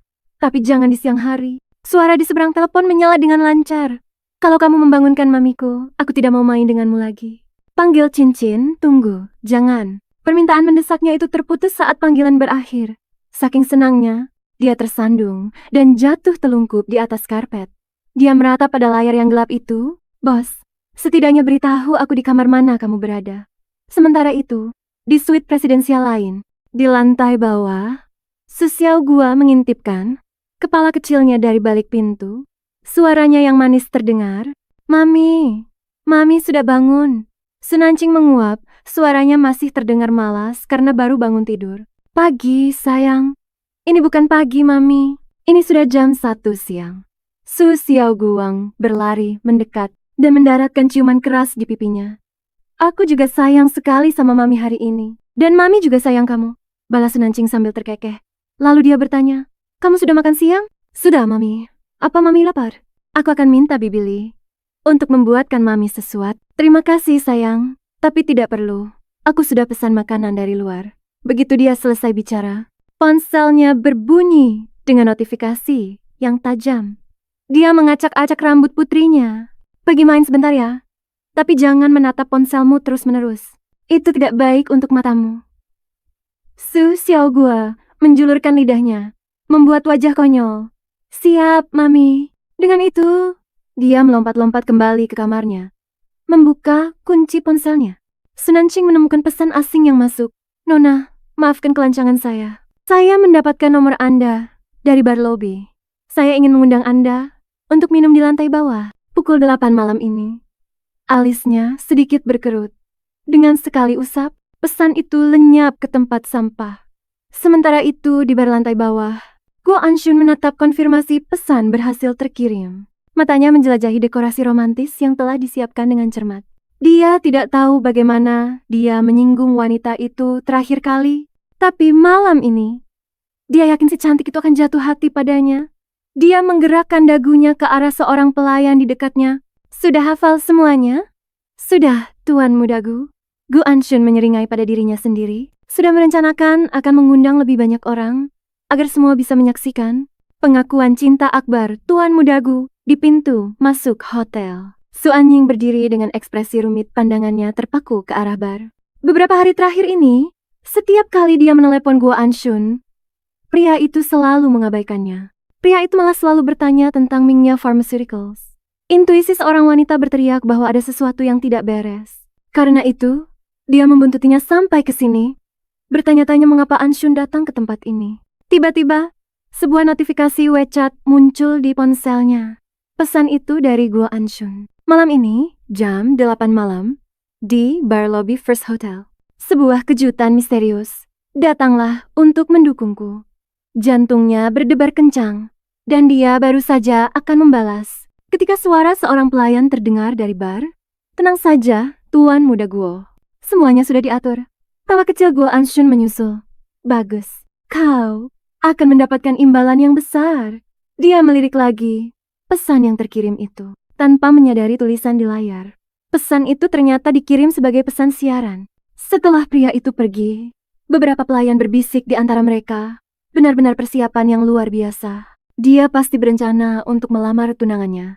Pipi Su Anying seketika memerah. Perasaan hangat memenuhi dadanya. Bagaimana mungkin aku meragukannya? Aku salah besar. Jika dia tidak mengikutinya diam-diam, dia tidak akan pernah tahu bahwa dia sedang menyiapkan kejutan sebesar ini secara rahasia. Dengan hati yang lega, dia berbalik untuk pergi. Namun langsung menabrak seorang wanita yang mengenakan piyama dan sandal. Sosok itu berdiri dengan tatapan menunduk. Rambutnya yang selembut sutra membingkai kulitnya yang seputih pualam. Dan fitur wajahnya begitu sempurna seolah terpahat. Meskipun penampilannya santai, auranya begitu elegan dan dingin. Dia tidak lain adalah Su Nancing. Yang turun untuk mengambil makanan pesannya. Jari-jari Su Anying sedikit terkepal. Rasa cemburu melonjak tak terkendali di dalam dadanya. Bagaimana mungkin Su Nancing bisa menginap di First Hotel? Baginya, itu hanyalah pura-pura kaya. Dia melangkah maju, nadanya tajam seolah sedang memarahi. Kamu begitu miskin sampai tidak bisa membeli pakaian yang layak, tapi kamu menginap di sini? Jangan bilang kamu berencana untuk menggoda pria kaya.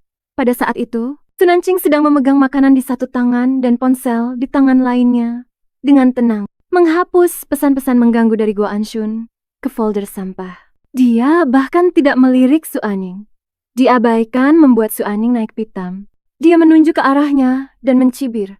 Lihat dirimu, menyedihkan. Apa kamu benar-benar berpikir, hanya karena punya wajah cantik, kamu bisa numpang, hidup enak selamanya? Baru saat itulah Su Nancing mengangkat matanya, menjawab dengan dingin, setidaknya aku masih punya muka. Kata-kata itu membuat amarah Su Anying langsung memuncak. Apa itu artinya dia menyebutnya tidak tahu malu? Menyindir bahwa dia tidak cukup cantik, atau keduanya. Sambil menarik napas tajam, dia tiba-tiba menyunggingkan senyum licik. Mau tahu di mana anak yang kau buang bertahun-tahun lalu? Yang berakhir, temui aku di bar jam 8 malam.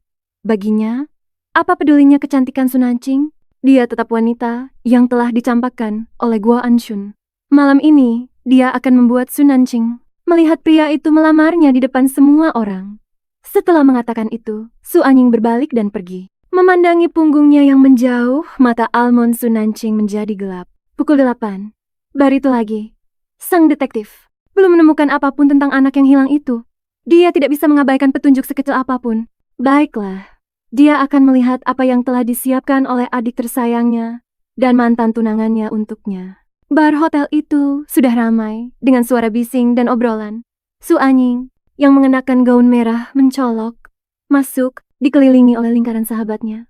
Salah satu dari mereka berkata dengan antusias, "Hotel pertama tidaklah murah. Tuan mudaku pasti merencanakan sesuatu yang besar. Apakah ini lamaran?" "Tentu saja ini lamaran. Bukankah kakaknya baru saja kembali? Ku dengar kontrak pernikahan mereka sudah dibatalkan. Mereka sudah resmi berakhir." Tepat pada saat itu, seseorang di kerumunan terkesiap. "Tunggu, kenapa dia ada di sini?" Mengikuti bisikan itu, Su Anying menoleh ke arah pintu. Saat Sunancing masuk, masih dengan pakaian kasual. Wajahnya tenang dan acuh tak acuh. Ada jejak dingin yang seolah lelah dengan dunia dalam auranya.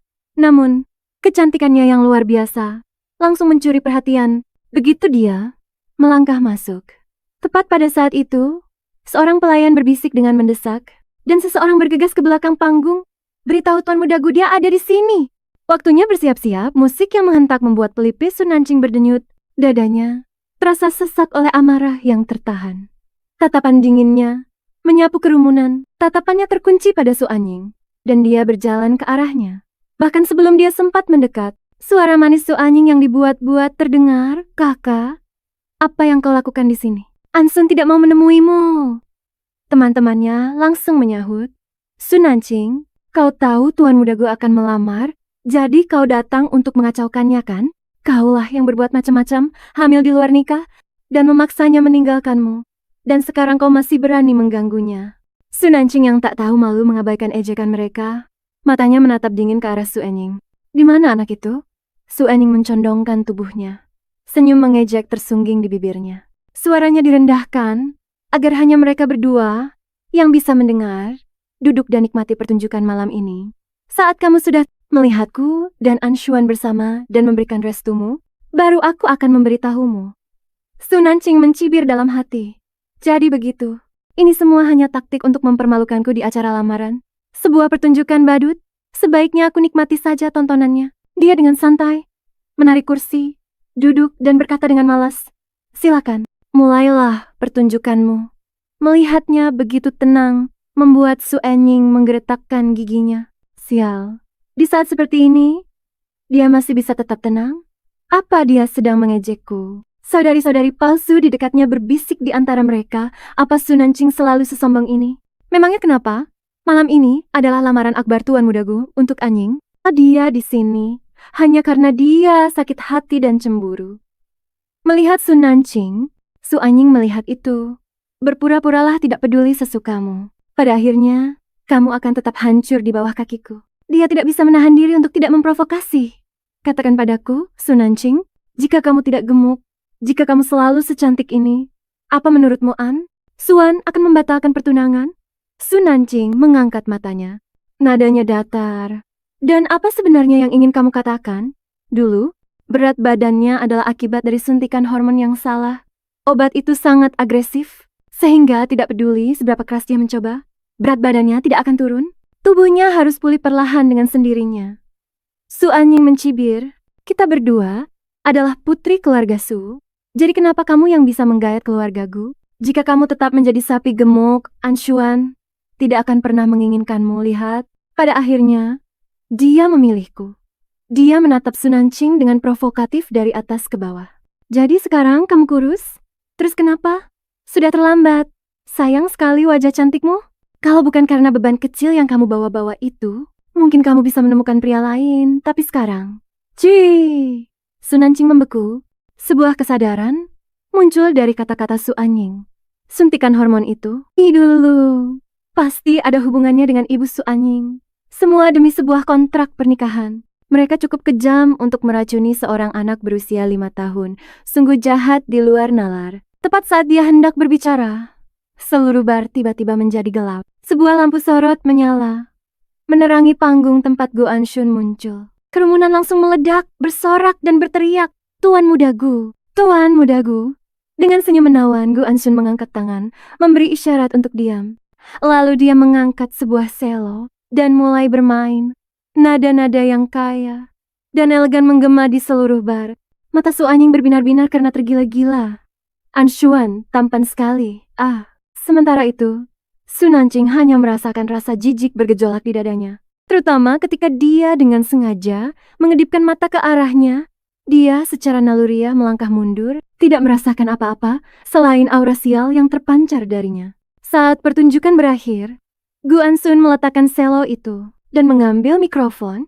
Suaranya penuh dengan emosi. Malam ini, saya sudah memesan seluruh bar ini, mengundang semua teman saya ke sini, hanya untuk memberitahu satu gadis. Sejak saat pertama saya melihatmu, saya tahu kamu istimewa.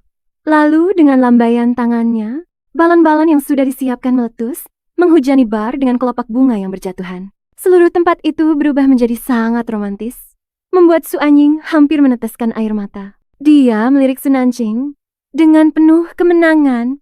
Lihat ini, cara Anshun dulu meremehkanmu adalah persis seperti betapa setianya dia padaku hari ini. 10 orang sepertimu tidak bisa dibandingkan dengan satu jari kakiku. Tepat pada saat itu, Gu Anshun melangkah maju, membawa buket mawar yang sangat besar di tangannya. Jantung Su Anying berdebar kencang, pikirannya sudah melayang jauh. Dia akan berlutut, dia akan melamarku. Dia mengulurkan tangan, siap mengambil mawar itu, tetapi Gu Anshun melewatinya begitu saja. Matanya terkunci pada Su Nanqing. Langkahnya mantap dan tidak goyah. Dengan suara yang penuh kasih sayang, dia menyatakan, "Nona Su, bolehkah saya mendapat kehormatan untuk menjadi teman Anda?" Anying membeku, ekspresinya hancur karena tidak percaya. Tidak mungkin, ini pasti mimpi. Kenapa Ancuan berjalan langsung ke pecundang gendut itu? Namun, Su Nanqing merasa itu menggelikan. 2 pertemuan singkat dan dia sudah rela mencampakkan tunangannya hanya untuk membuatku terkesan. Konyol sekali. Kerumunan pun mulai berbisik-bisik. Apa yang terjadi? Bukankah Tuan Muda Gu akan melamar Anying? Iya. Bukankah dia bilang kalau dia sudah memutuskan pertunangannya dengan Su Nanqing sejak lama? Pasti karena pencahayaannya Anshun. Kamu pasti salah lihat orang. Tapi kemudian Gu Anshun akhirnya meliriknya. Nadanya dingin. Kenapa kamu ada di sini? Kata-kata itu menghantamnya seperti palu, menghancurkan harga dirinya dalam sekejap. Matanya berkaca-kaca saat dadanya naik turun karena tidak percaya. Detik berikutnya, rasa malu berubah menjadi amarah. Dia mengangkat tangannya, siap menampar wajah Su Nanqing. Gu Anshun menangkap pergelangan tangannya di udara. Suaranya tajam seperti cambuk. Su Anying, apa yang kamu lakukan? Jangan bertingkah seperti perempuan gila yang berteriak di depan umum. Cukup, lihat dirimu sendiri. Anying, tidak bisakah kamu belajar dari Nona Nan? Sikapnya yang tenang, keanggunannya, pembawaannya sebagai seorang wanita sejati. Tubuh Su Anying bergetar karena tidak percaya. Apa? Kamu panggil dia apa barusan? Apa kamu bahkan tidak tahu siapa dia? Su Nanqing tertawa dingin, bibirnya menyeringai. Anye adalah nama Inggrisku, tapi aku juga punya nama lain. Su Nanqing. Pikiran Su Anying dipenuhi amarah. Pasti itu Su Nanqing.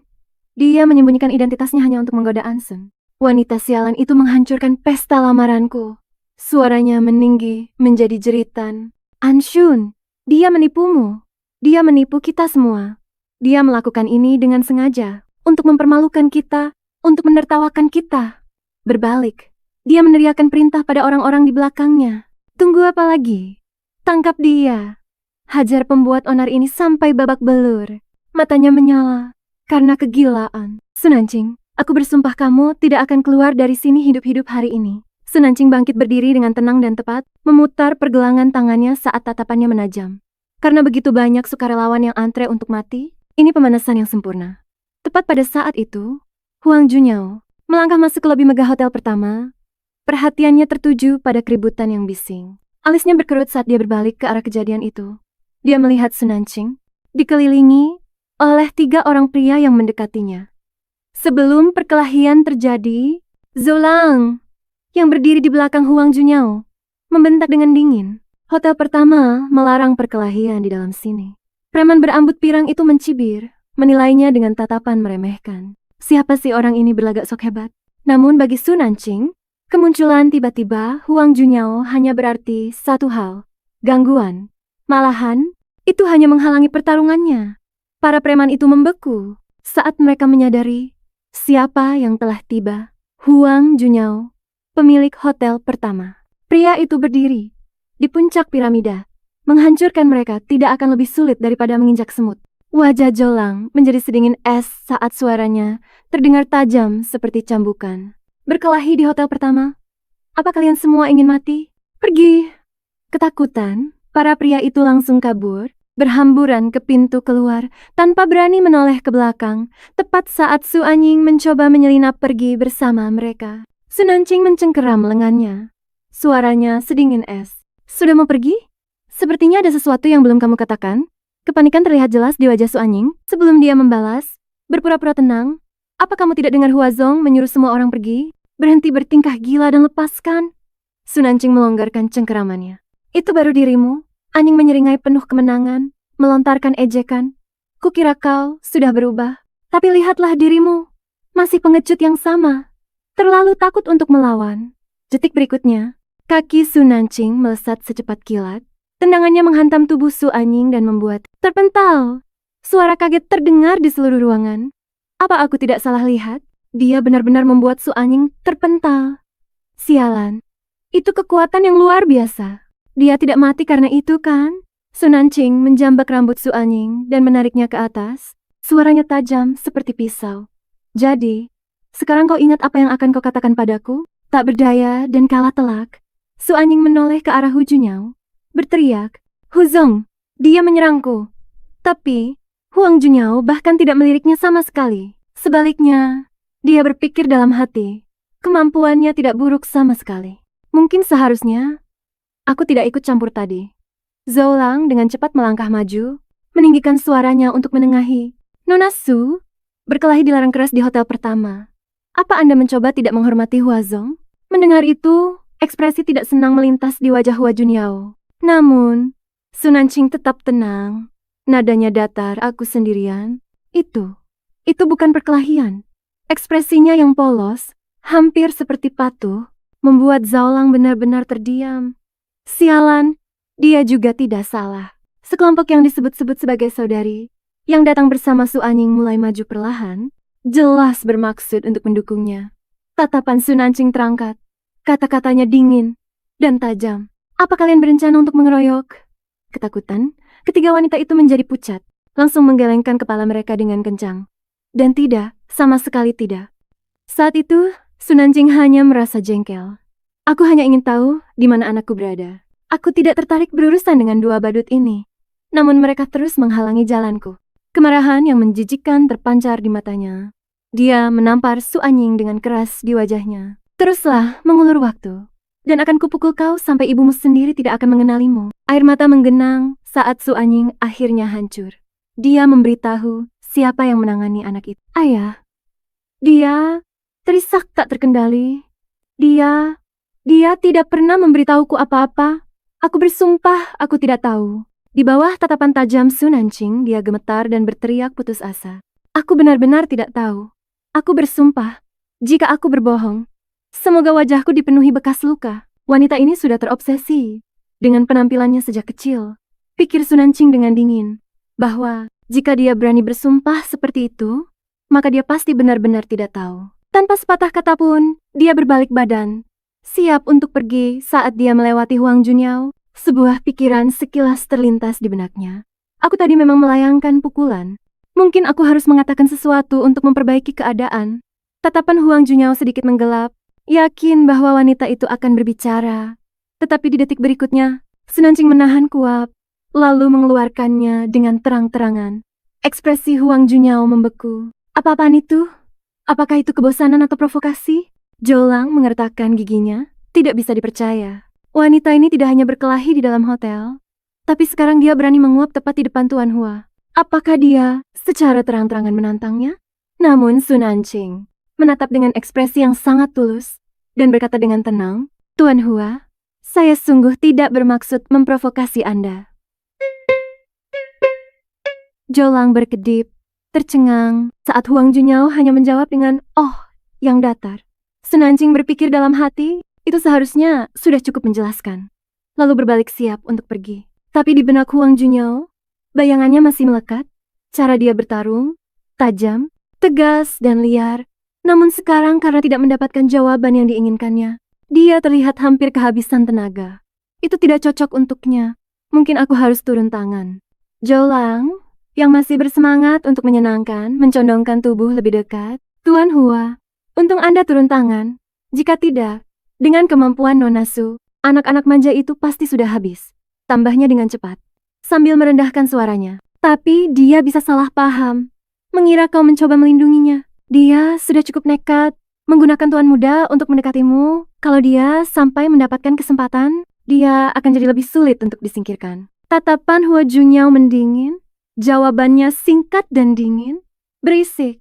Sementara itu Hua Chenyi sedang duduk di sebuah kafe, dengan antusias menunggu orang yang disebutnya bos. Tiba-tiba sebuah suara kekanak-kanakan memanggil, "Ini meja 28 kan?" Hua Chenyi membeku, menoleh dengan cepat. "Di mana dia?" Lalu Su Xiaogua melompat mendekat dengan gembira. "Xiao Chunchun, aku di sini."